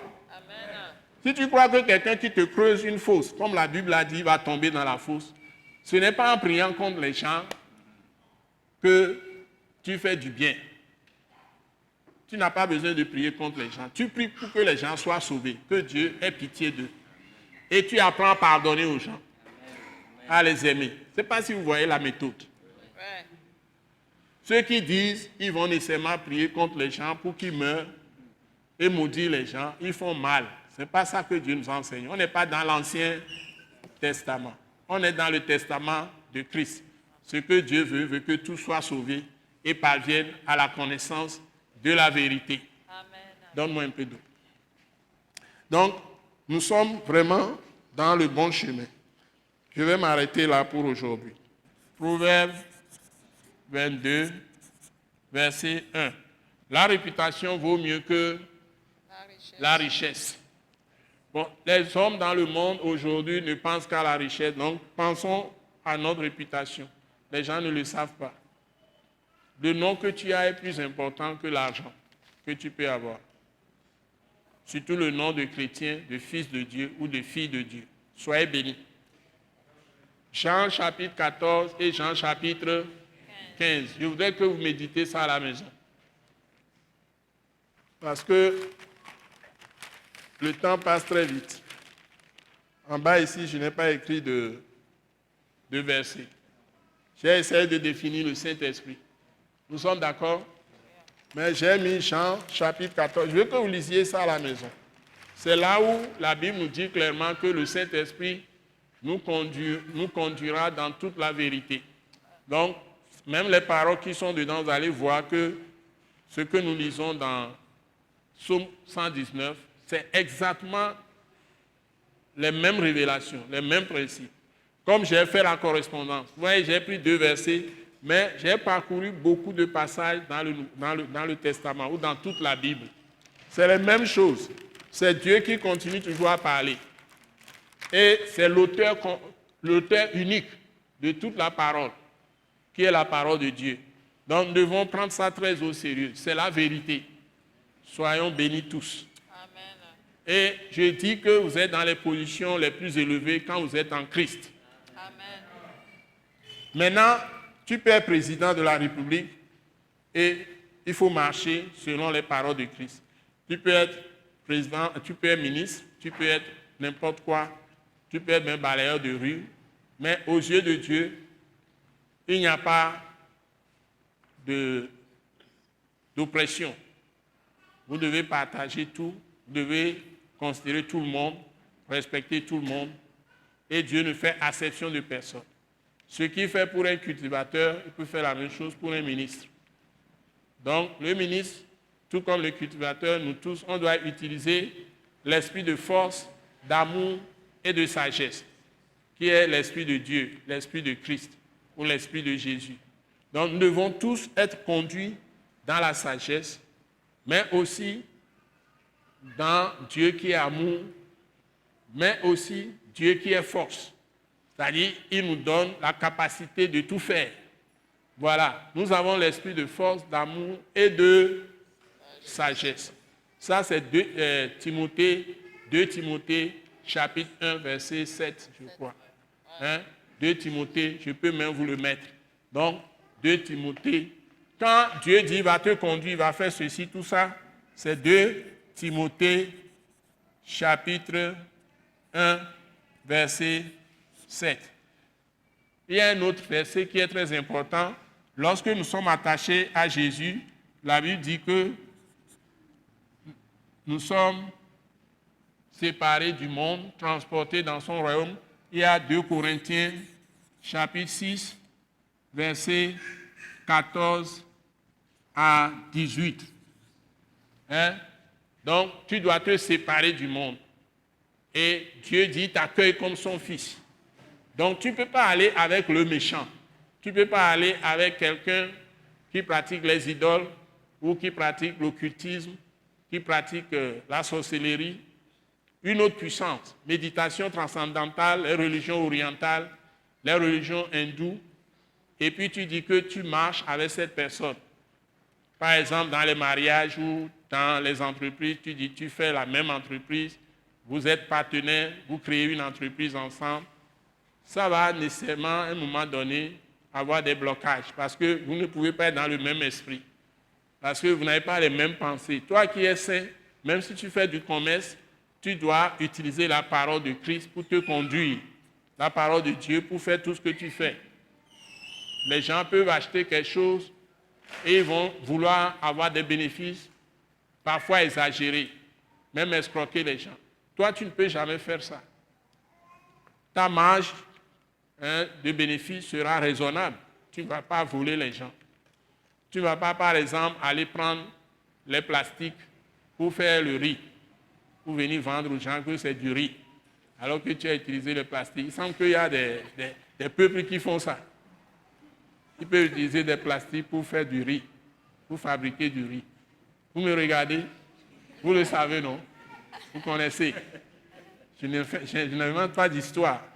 Donc, et si on dit qu'il y a tel poisson qui n'est plus bien, que si on mange ça, ça peut créer des maladies. Si vous êtes commerçant de tilapia, vous n'allez plus prendre tilapia pour vendre. Ou bien ce n'est pas tilapia. Donc, tu peux chercher d'autres poissons à vendre. Parce que tu crains Dieu. Une fois que la loi est sortie, s'il y a une marchandise, un certain riz qui est venu de quelque part, qui est en circulation, on dit qu'on ne doit plus manger ce riz, tu ne vas plus vendre ce riz. Est-ce que nous sommes d'accord? Parce que si tu as la crainte de Dieu, tu ne peux pas violer ce qui est mauvais, tu ne peux pas violer ce qui est bon. Tu vas faire ce qui est toujours bon. Tu ne veux pas violer ça, tu ne veux pas tordre le sens de ce qui est bien et faire le mal. C'est ça.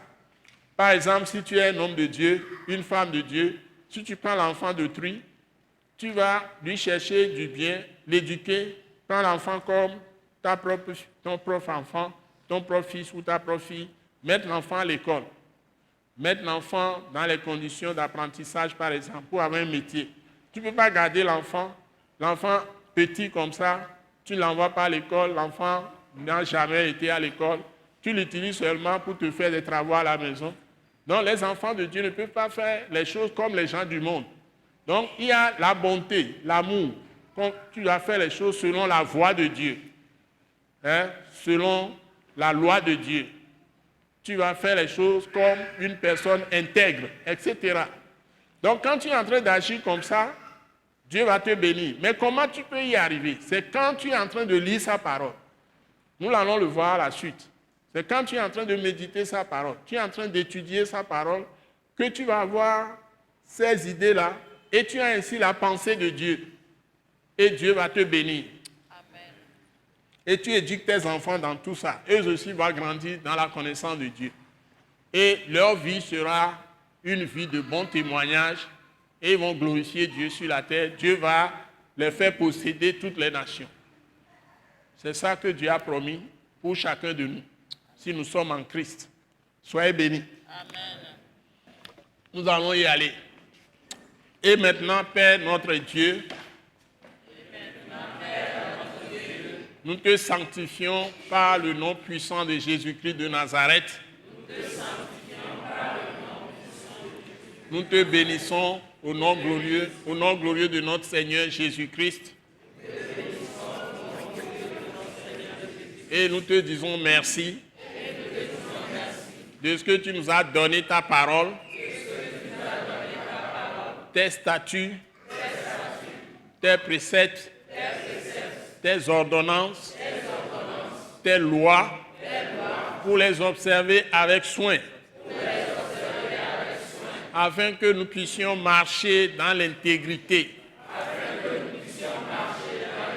selon ta loi, et que nous soyons tous attachés à toi de tout notre cœur, et que nous évitions de tomber dans les pièges de l'ennemi, le diable. Merci de nous fortifier par ton Saint-Esprit que tu nous as donné, par Christ Jésus, que tu as livré à la mort pour nos péchés, par qui tu nous as justifiés, par sa puissance de résurrection. Nous te disons merci de faire de Jésus notre rocher, dans lequel est cachée notre vie, et que nous sommes assis en lui dans la gloire, à la droite de ta majesté divine. Mon Dieu, mon Père, sois toujours mon berger. Conduis-moi merveilleusement pour manifester ta gloire. Fais de moi la lumière de ce monde. Le roi qui règne avec Christ dans la vie. Ou la reine qui règne dans la vie avec Christ. Seigneur, bénis-moi.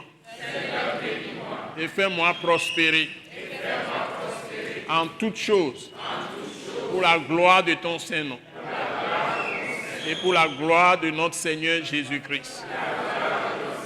Par la puissance glorieuse du Saint-Esprit et par la puissance du sang de Jésus, par la puissance du ministère des saints anges de Dieu qui exercent leur ministère en ma faveur et par la puissance de ta parole qui est esprit et vie en moi. Reçois mes remerciements. Toute la gloire est à toi, au nom puissant, merveilleux de notre Seigneur Jésus-Christ. Amen. Amen. Amen. Au nom puissant de Jésus-Christ de Nazareth. Alléluia. Alléluia. Donnons-nous la main et dis à ton frère, à ta soeur, sois intègre et Dieu t'élèvera. Sois intègre et Dieu t'élèvera.